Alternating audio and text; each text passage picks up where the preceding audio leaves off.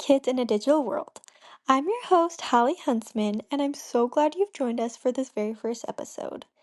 In today's world, where technology is constantly evolving, parenting has never been more complicated or important. As parents, we want to protect our children's privacy and ensure their well being. But in an era where smartphones, social media, and constant digital communication are the norm, navigating these new challenges can feel overwhelming. In this episode, we're diving into the concept of communication privacy management theory, or CPM. This will serve as our guide to understanding how to navigate digital privacy in the lives of children. We'll take a look at the foundational principles of CPM, which will help us understand the complexities of managing digital privacy, something every parent needs to consider when raising children in a digital first world. Before we get into the theory, let's take a moment to talk about the digital world our children are growing up in and why it's so important to understand how to protect their privacy and mental health. The digital age has fundamentally transformed the way we communicate, and for children, it's all they've known. Every aspect of their lives, from schoolwork to socializing with friends, is intertwined with digital platforms. While technology offers many benefits like enhancing learning opportunities and staying connected, there are serious risks, especially when it comes to privacy and mental health. In the past, privacy was largely about keeping personal information safe in the physical world. Parents might have been concerned about who their child was spending time with, whether their child was safe at school, or who had access to their diary. But today, that sense of privacy extends beyond the physical world into the online world, where information can be shared instantly and reach a global audience. So consider this. A child might post something as seemingly innocent, like a picture with their friends, not fully realizing that once it's uploaded, it could be shared and seen by countless others. Or think about how easily personal details like a phone number or a home address can be shared on social media without understanding the potential risks. Studies show that kids often don't understand the full extent of their digital presence. According to a 2024 study by Meng, many children under the age of 12 struggle to grasp what is public versus what is private.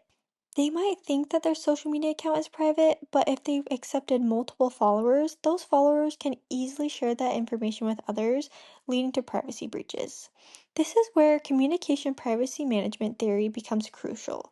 CPM helps us understand how individuals, especially children, manage the privacy of their personal information and why it's so important to have strong boundaries in place, especially in the digital world. So, what exactly is CPM theory and why should we care about it as parents? It was developed by Sandra Petronio in 2002. Communication privacy management theory provides us an understanding of how people make decisions about managing their personal information. In essence, CPM is about the rules people use to decide what information to disclose and what to keep private. Petronio's theory is particularly important when we talk about children and the digital world because it helps us understand how privacy boundaries can be established, maintained, and sometimes violated. At its core, CPM involves the following concepts: privacy boundaries, boundary permeability, boundary turbulence, and risk awareness. So let's break each of these down into more detail to better understand how they apply to parenting in the digital age. Let's start with privacy boundaries, the first key concept in CPM. Privacy boundaries are like invisible lines that people draw around their personal information. They define what we consider private and what we're willing to share with others. Now, if you're a parent, think about how you've managed your own privacy over the years. You might have to be careful about what you post on social media.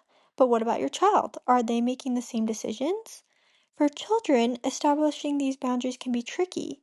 Kids may not have the same understanding of what's considered private versus public, and they might not fully grasp the consequences of oversharing.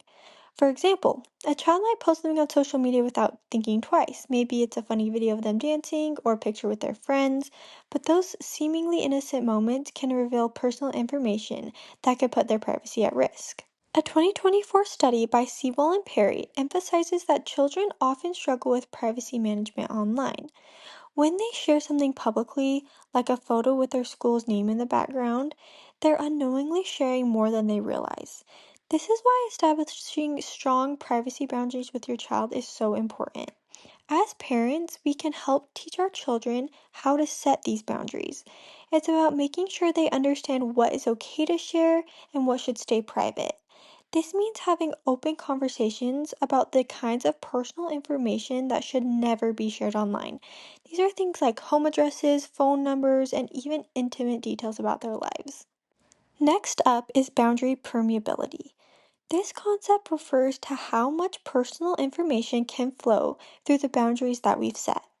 If your child's privacy boundary is highly permeable, it means that their personal information can be shared easily with others, often without the child realizing the consequences. For example, let's say your child has an Instagram account with a few close friends following them. They might feel comfortable posting pictures or videos because they think their audience is limited to their friends. But if their privacy settings aren't stringent enough, one of their friends could share that content with others and break that boundary. According to Petronio and Altman in 2002, boundary permeability can cause privacy problems when the information is shared with unintended people. In today's social media landscape, content can be shared instantly, and permeability can lead to issues like bullying, reputation damage, and other risks that might not be immediately obvious to your child. And as a parent, it's essential to help your child understand the importance of adjusting their privacy settings and only sharing content with trusted people. This will reduce the permeability of their privacy boundaries and help prevent oversharing. The third concept is boundary turbulence, and this is where things can get tricky. Boundary turbulence happens when privacy boundaries are violated. This can happen when someone unintentionally or sometimes intentionally shares personal information that wasn't meant to be shared. Imagine this scenario. Your child shares a private moment, a text message, or a picture with a close friend. That friend, without thinking, decides to share that content with others. Now, your child's privacy boundary has been violated. This is a clear case of boundary turbulence. This turbulence can have real emotional consequences. As parents, we need to be aware of the emotional turmoil that can occur when a child experiences a privacy violation. Studies like the one by Vick and Bates shows that when children face boundary turbulence online, whether it's due to cyberbullying, oversharing, or a lack of understanding about privacy, the emotional impact can be profound. Anxiety, embarrassment, and a sense of betrayal can all result from privacy breach. The key takeaway here is to teach children how to respond to privacy violations and how to recover from them. It's also important to encourage open conversations so that they feel comfortable discussing any instances that might have made them uncomfortable. Lastly, risk awareness refers to understanding the potential dangers of sharing personal information, as Petrino and Altman in 2002 have taught us. For children, many of these risks aren't as obvious as they may seem to adults. When a child posts a picture of themselves, for example, they may not realize that this information can be used by someone they don't know or maybe later come back to haunt them. In the 2024 research by Ellis and others, they highlight that the risks associated with social media use, such as cyberbullying, social comparison, and exposure to inappropriate content, are real and can have lasting effects on mental health. Children who are not aware of these risks are more likely to fall victim to them. This is why it's crucial to build risk awareness from a young age. Help your child understand that everything they post online can potentially have consequences. This awareness will empower them to make better decisions about what to share and when to keep things private. Now that we've discussed the key concepts of CPM, how do we actually apply this theory to parenting in the digital age? First, it's essential to educate your child about privacy. Teach them what privacy is, why it matters, and how it can be managed. Talk to them about the potential consequences of sharing too much online, such as cyberbullying, exposure to inappropriate content, or even just embarrassing moments that could follow them later.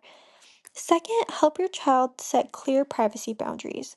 Whether it's determining what kind of information is okay to share or setting up privacy settings on social media, these boundaries need to be reinforced regularly. Make sure your child understands that privacy settings aren't just technical tools, they're part of a larger strategy to protect their safety and well being. Finally, always encourage open communication. Regularly check in with your child about their online experiences. Encourage them to talk about anything that makes them uncomfortable, whether it's a troubling comment from a friend or a picture that they regret posting. The more open the lines of communication are, the better you'll be able to guide them through the complexities of digital privacy. Thank you for joining us for the first episode of Protecting Kids in a Digital World. In this episode, we've explored communication privacy management theory and how it can help us better understand privacy in the digital world. We've broken down the concepts of privacy boundaries, boundary permeability, boundary turbulence, and risk awareness tools that can help you protect your child's privacy online. In our next episode, we'll discuss the risks of digital communication and explore how excessive social media use impacts children's mental health. Don't forget to subscribe so you don't miss it. You can find all the studies and resources mentioned in today's episode in the show notes. Until next time, stay informed and keep your digital boundaries strong.